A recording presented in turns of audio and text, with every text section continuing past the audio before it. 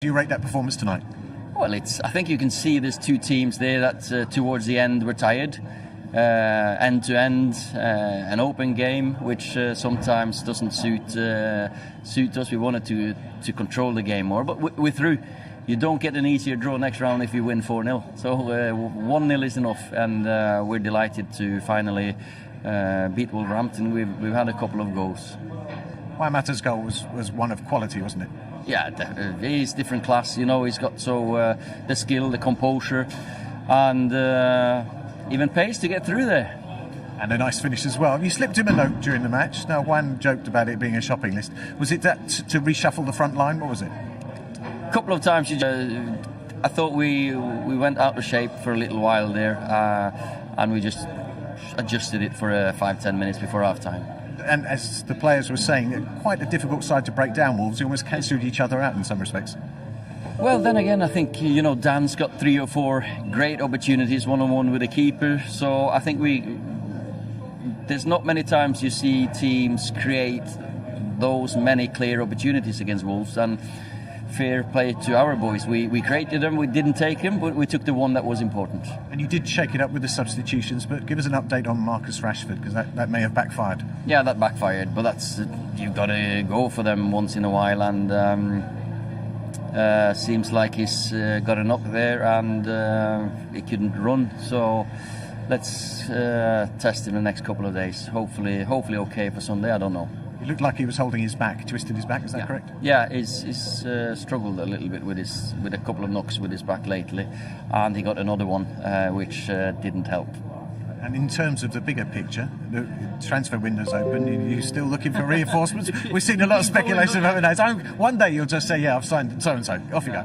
Yeah, I've signed such and such. It's, we've got no updates. Thanks. Cheers.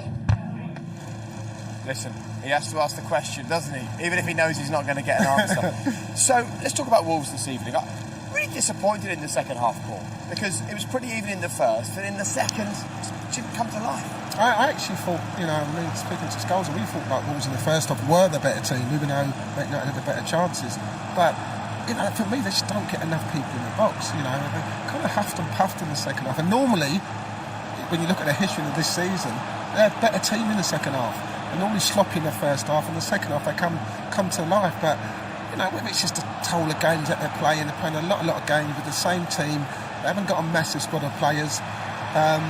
But I just thought maybe in the second half they could have maybe tried a few different things. We were talking about maybe pushing Traore up top against 2 centre halves. Surprised he took Neto off. Maybe he's got this weekend in mind, because I thought he was excellent in the whole game. But listen, Wolves are fighting on a lot of fronts at the moment, and it wasn't the greatest of game, and they never looked like they were going to get back into the game. So they were disappointed in that matter. One of the challenges of having a manager who likes to work with as small a squad as possible, that's fine, until you're competing for the FA Cup, the Premier League and the Europa League. The games are seriously intense at that point. Much travel. Yeah, I don't think it's a massive squad, but I think the squad he has is quality. There might be only 16, 17 players, but it is a very good squad he has. It's a good team, really good team. At times he played well tonight. He got in some really good positions without having that final bit of quality which hurt him. As Paul said, they didn't throw enough people in the box. You're in a cup tie, 1-0, 15 minutes to go, you're getting in great positions across the ball. Neves, Moutinho still sitting outside the box. Come on, you need to throw people forward to try and get a goal. But you were making the point, when you've got Adama Traore in your team, it's all right for one person to get forward because he's so fast. Yeah. It's whether everyone else can keep up with him, and that's a genuine situation for them to deal with. It's a big problem, but because Traore picks the ball up so deep, he's running past 2 or 3 players. So you're asking Moutinho, Neves, people like that, to stay with him. Absolutely no chance. So when they actually get in the final third, there's only Jimenez in the box or even Neto. And that could be a problem in itself. That's why I would have pushed him up maybe into the last third in the last 10 minutes. So then he could just beat 1 or 2 players and then he's in on goal. But yeah, he's definitely quick, that's for sure. Okay, let's get some Wolves reaction. Des, back to you. Nuno, commiserations. There wasn't a lot between the two sides though tonight, was there? Yes, it was. You are not. You don't. You never see a good game. No. It has to be the best game for you to enjoy. It was a good game of football. No, I think you misunderstood me. I said there wasn't a big gap between the two sides in terms of competition. It was very slender margins. Sorry, I didn't understand. I'm sorry. Yeah. I think it was a even game. I think both teams had chances. First half, second half. We had good ones. Man United also. I just see the goal. I think we didn't defend well, but things happen. But we react good, and till the end we were in the game. So just that one moment of mistake that cost you the night? No, not only. Like I say, I think both teams had chances. The goalkeepers did well. Both keepers did well. We had a good chance on the first half. Man United also. So it was a good game. A proper game. I think both teams went for the game. I'm disappointed to go out because it's a frustration knowing that we did well, we performed well, and we didn't go to the next round. That's the only thing. But happy with the boys, happy with our support, and we have to prepare ourselves for Saturday. And you had some bad luck as well with that handball decision and the VAR in the first half. That's just one of those nights. That's VAR. We cannot do anything. But then the momentum, we celebrate, and the other celebration was louder. So we are celebrating non-goals. Does that make sense? You're in a slight rut in the fact that you've had 5 games now without a win, but it doesn't appear to be a great concern for you, judging by your smile. No, because when we perform well, we have to be confident. I think we play good today, so this gives you confidence. When you don't play good, it's as when you have a problem. The results, they are important, of course. We value them, but what is important, how we do things, how we were in the game. So today we did good. So we agree. It was a close game. There wasn't much in it. Yeah, I'm sorry to disturb. I didn't understand you sometimes. I'm truly sorry. All the best. Cheers. I'm glad they cleared that one up. That's VAR, says the Wolves manager. Actually, that's the law of the game, which is disappointing. It feels like one of those situations where the team at Stockley Park almost don't want to disallow a goal like this, but the laws, rewritten at the start of this season, are crystal clear. Touches a hand, and you then score, regardless of intention, it's disallowed. It's crazy, right? Yeah, it's crazy to me. I mean, it's something, they've got to see to look at, whether it's, now or at the end of the season, because football's about passion, football's about entertainment, football's about enjoying goals. And, when you get to stages, says that, the Wolves fans have scored, it's unintentional, nothing to it. And then it's taken away from them because of which I think is a very pedantic law as it stands. It was there to stop goals that should by rights not be allowed, like that one. The reality is it touched his hand before it went in, but it feels such a fine margin in that situation. Yeah, look, you can understand if it's an obvious handball, then okay, let's use it. But when it's totally accidental like that, it's so wrong. You feel a little bit sorry for Wolves. Of course you do, but they're the rules of the game, and they have to do that. And it was a key moment, of course. Listen, stay where you are for our countdown to the big UFC fight with Conor McGregor. Gents, thank you very much for your company. Lawnmowers, sadly, thank you for your company as well. Thank you as well. We'll see you for plenty more FA Cup here on BT Sport very soon. Good night. It didn't take place because of a waterlogged pitch, but those are the replay results from yesterday. And as you can see, tonight there were 8 goals scored in the FA Cup, and we had just the one of them. Look at that, Cardiff United 3, Cardiff City 4, an absolute cracker. Right, let's get some reaction to this one. Des is in the tunnel. Des. I've got Juan Mata and Brandon Williams with me. Juan, great win and a very important night, could be. Yeah, they're a difficult team, they play in a certain way and they do it very well. They're very well organised and it's difficult to break them down. But definitely today is a good result for us. It's been a good couple of days. And now we have a big one coming, so hopefully we can keep it up. A good couple of days for you personally as well. You're in great form and a lovely goal tonight. It started off with Harry building from the back, Anthony Martial feeding you through, and you had plenty of time to think about that finish. That's not good. It's better not to have time when you are facing the goalkeeper. But luckily I put the ball in the net.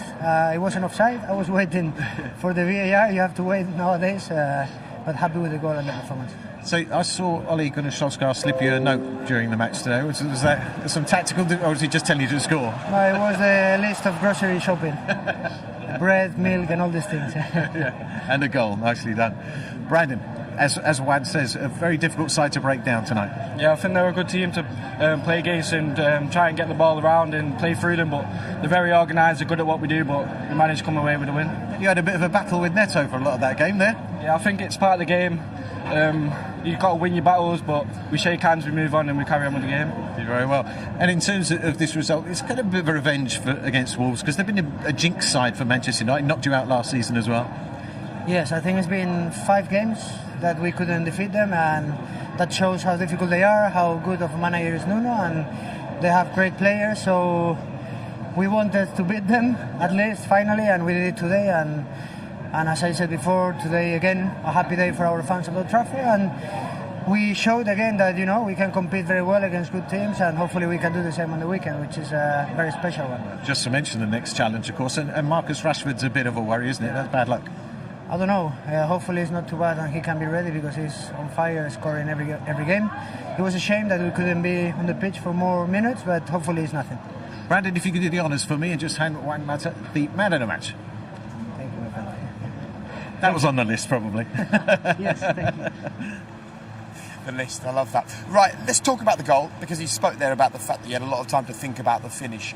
But what's interesting from your point of view, Paul, is that it sort of came from, I suppose, a moment that summed up that second half, which is Wolves being in an attacking position without the options and United turning the ball over. Yeah, for sure. I mean, we mentioned the second half, they did not get enough people in the box, and Doherty's gone down the right-hand side. There's only Jimenez in the box. From there, I mean, there's 2 defences over there. It's a long ball which Wolves should deal with from Maguire on his left foot. And then Donker goes in too tight, misses the ball. Cody does exactly the same. So it's 2 balls that's bounced over 2 defenders' heads. And there's where Matt, who's just onside. I mean, it's goals he thought was offside, but VAR says he was onside, and you wouldn't want any other player in that position to finish it the way he did. Great finish, man. Yeah, exactly what I was going to say. He sits the keeper down, commits him, and just a little dink over. I was initially worried at the time when he was going through. I thought we were going to catch him, because we know Matson's not the quickest, but no, he had enough space in between him and the defenders, and you were so confident when he's going through. You feel there's a goal coming. He's so much composure, great technique, and a wonderful finish. And are you waiting for the goalkeeper to make the move before you finish? What's the mindset in that situation? No, you don't try and look at the goalkeeper, do you? You're thinking, I'm going to hit it, you're waiting, and you pretend you're going to actually smash it or hit it into a corner, and then it's just at the last minute, it's a little dink, the keeper's already committed, and as you've seen, Johnny, I thought he was good tonight. I thought he played really well, not just with his saving, but his distribution was excellent as well. But one matter was too good for him. Yeah, okay, well that was the good tonight for Manchester United. The bad tonight is Marcus Rashford only getting a few minutes on the pitch. Look, we know that he's been struggling with a back injury for a while. He came on, he lasted 16 minutes. Interestingly, we saw some footage of him laying down after this moment saying, why did I come on? But it's the job of the manager to try and win games of football, and at this point, when he came on, they needed him to try and win the game. I think when you kind of look at Rashford this year, he's more or less started every game. I don't think he's used to being a substitute. I don't think he knows the process of being a substitute, how vigorously you warm up, do you do the right things, do you think you're going to get on the pitch? So it's a kind of mindset where you think, well, hopefully I'm not going to get on. All of a sudden he's thrust into the action because they need a goal. He's the talisman, he's the main man. And, 16 minutes down, he's getting dragged off again with a bad back, which hopefully he'd be okay for Liverpool game. It's a blow if he's not, isn't it? Yeah, it's a big blow, because he's been by far away Manchester United's best player. He's been the biggest goal threat for them. I think it was something he actually picked up in the Manchester City game where, he got a bit of a knock on his back, but he played the Norwich game, was excellent Saturday, so this is an opportunity for him to have a break tonight. Okay, it didn't quite work out because he had to come on because United was struggling a little bit, so hopefully, I think he'd be okay. He walked off all right, and maybe a bit of ice, couple of days rest. It'll be fine for Sunday. Okay, well maybe the manager knows a little bit more than us. Let's hope he does. Let's get the thoughts of Ole Gunnar Solskjaer with Des. Congratulations, Ollie.